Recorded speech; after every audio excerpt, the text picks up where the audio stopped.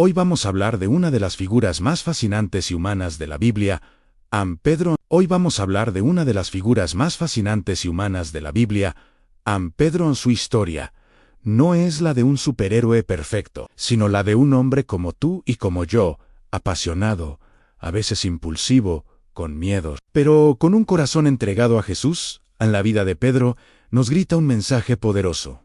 Dios no llama a personas ya capacitadas, sino que capacita a quienes llama. Antes de conocer a Jesús, Pedro se llamaba Simón. En su vida transcurría en las orillas del mar de Galilea. Era un pescador, un hombre de trabajo duro. Imagínalo a noches enteras en la barca, lanzando las redes, luchando contra el viento y las olas, a veces con éxito, muchas otras con las manos vacías. No tenía títulos de teología, ni había estudiado en las escuelas de los grandes rabinos. Era un hombre común, con una vida marcada por el esfuerzo diario para llevar el pan a su casa. El Evangelio de Mateo nos cuenta que un día, mientras Jesús caminaba junto al mar, vio a Simón y a su hermano Andrés echando la red. En ese momento, Jesús inicia su ministerio público, no buscando a los sabios o a los influyentes de la época, sino a trabajadores sencillos. Esto nos revela algo increíble sobre el reino de Dios.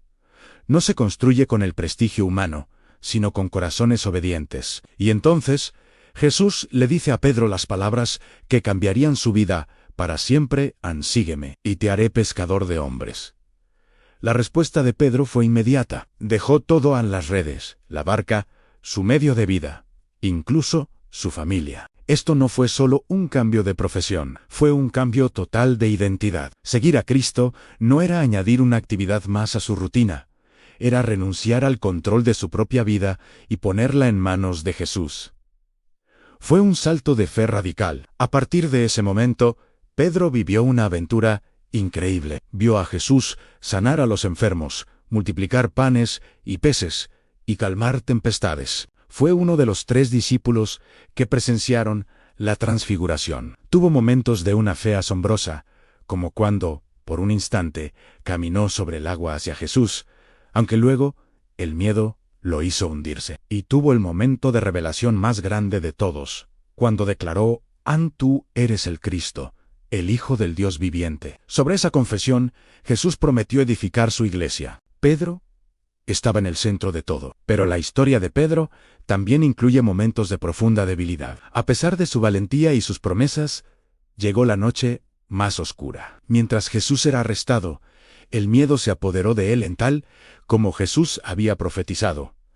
Pedro lo negó no una, sino 3 veces. El canto del gallo y la mirada de Jesús lo rompieron por dentro y lloró amargamente. El miedo, cuando le damos el control, puede ahogar nuestra fe y llevarnos a hacer cosas que jamás imaginamos. El fracaso de Pedro fue público y humillante. Cualquiera pensaría que ese era el final para él, pero con Jesús, el fracaso nunca es el punto final si hay arrepentimiento. Después de su resurrección, Jesús buscó a Pedro a la orilla del mismo mar, donde lo llamó por primera vez. No lo reprendió ni lo humilló. En su lugar, con una ternura infinita, le preguntó 3 veces a Pedro: ¿me amas? Y por cada negación, Jesús le dio una nueva misión: apacienta mis corderos, pastorea mis ovejas. Jesús no solo lo perdonó, sino que lo restauró por completo y le confirmó su propósito. El pescador miedoso se transformó en un pastor valiente. En el día de Pentecostés,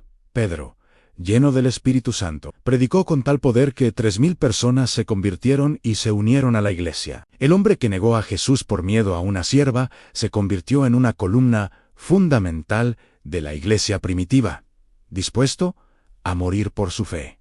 La historia de Pedro es nuestra historia. Nos enseña que Dios puede usar nuestras pasiones, nuestros errores y hasta nuestros más grandes fracasos para su gloria. Si te has sentido débil, si has fallado, si crees que has decepcionado a Dios, mira a Pedro. Su vida es un testimonio de que la gracia de Jesús es más grande que nuestro pecado y que su poder se perfecciona en nuestra debilidad. No importa de dónde vengas, lo que importa es a quién sigues. Gracias por acompañarme en este recorrido. Si esta historia te ha inspirado, dale like, compártela y suscríbete para más contenido como este. Nos vemos en el próximo video.